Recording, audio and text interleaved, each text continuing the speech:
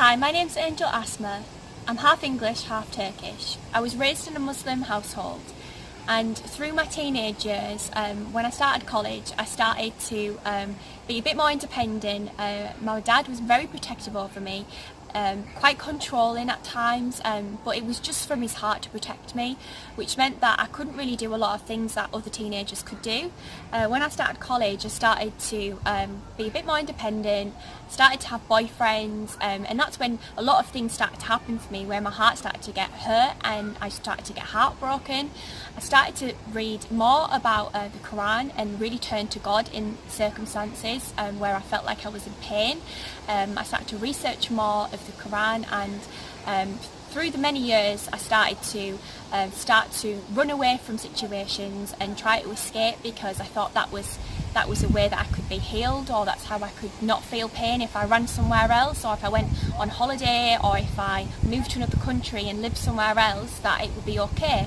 But it wasn't, and I realised that if I lived in Australia, or if I went to New Zealand, or if I was in Turkey, it didn't matter, because it was my heart that needed to be fixed, and it could only be fixed through Jesus.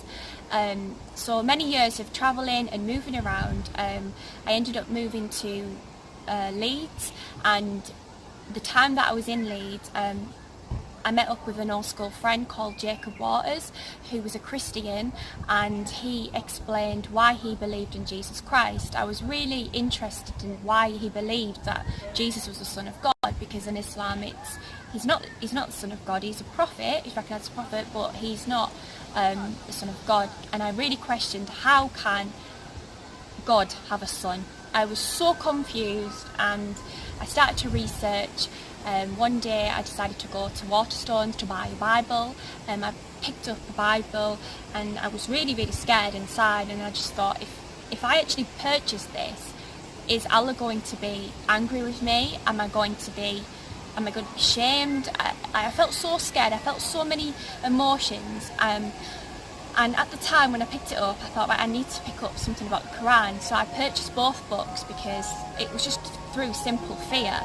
And I remember being in Leeds in my flat, and I started to read the Gospel of John, and I was reading alongside, I was reading more of the Quran and the Bible and trying to understand differences in them, but then similarities. And then I started to realise that the Quran mentioned Jesus so many times, and actually said that Jesus is the Spirit of God. And then I started to get really confused, because I thought, if the Quran's saying this and Christians are saying this, then why aren't I following this? And I started to really break down and cry, and I felt so alone, because I felt like I was the only person who was going through this. And at the time, my friend Jacob lived in Budapest, so we would communicate via a message and on the phone, but I didn't have somebody there with me, and I felt really scared. And I remember breaking down on the floor and hysterically crying out to God, and just saying, God, please just help me, fix my heart and help me to understand what's happening. And I remembered somebody saying, if you ask who Jesus is, Jesus will reveal himself. So I got on my knees and I prayed, and I was still fearful, but I knew that my heart knew that it was the right thing to do.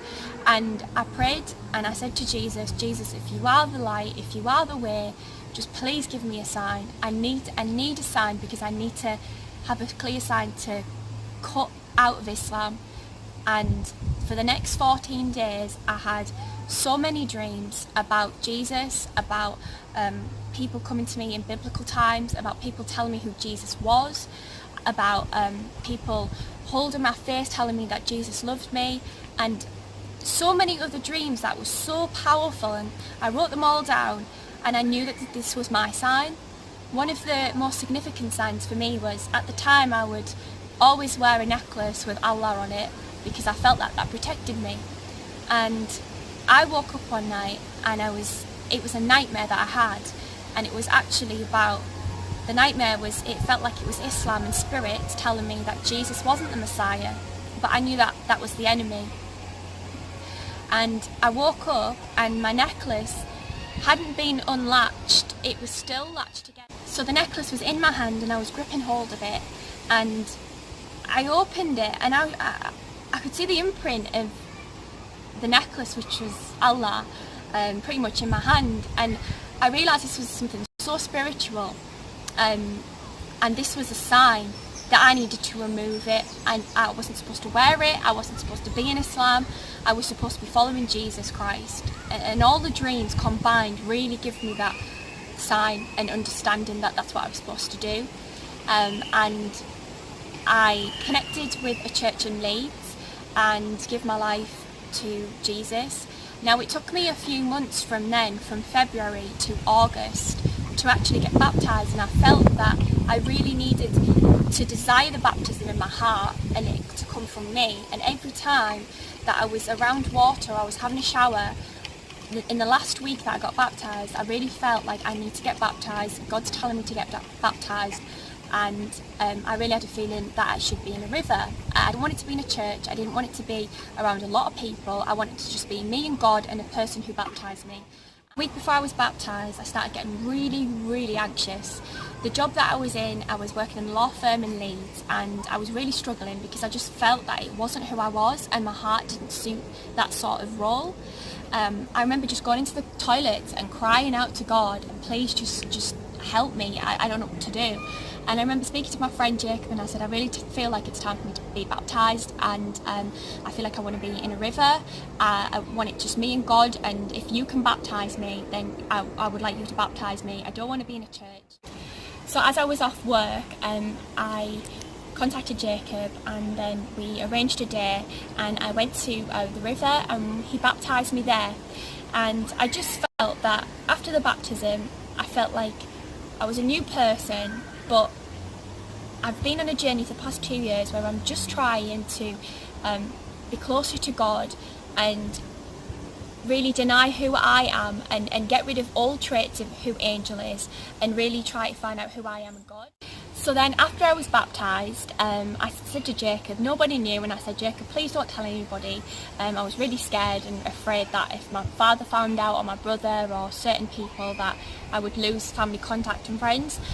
So I kept it quite quiet, and then my friend Jacob, a month later, rang me up, and I lived in Leeds, and said, I'm going to see my friend in Bradford, do you want to come? I'm going to a baptism. And I said, whose baptism? And he said, Shafra's Jail. And I was like, what? Shafra's Jail's like a full-on Muslim, what? How is he getting baptised? But this gave me so much encouragement that my decision of 1 month previous to that was the right decision, and it gave me so much faith that I'd done the right thing. And I really feel like God put this person in my life to encourage me on my journey. So I went to the worship on the evening in Bradford, which was a community house, and worshipped with everybody and kind of celebrated this person's baptism. And for the next couple of months, I started to go to this community house and just have some like great fellowship together. And then me and this person, Shafraz, we started to become like closer friends, and we started to go to like conferences together, and Hillsong worship and concerts, and it was really great. And I really feel like God brought us together and really just helped us and encouraged us, and now we are due to be married in September, and we're going on a mission. And I'm super excited because the times when I used to run to Australia or New Zealand or go here and there was to try and heal my heart, but now I feel like God's really healed my heart, and now I've got a person to go to these places with and actually share the gospel, and it's just so amazing what God's done, and I feel really blessed and grateful, and that's my testimony. I really hope that I encourage you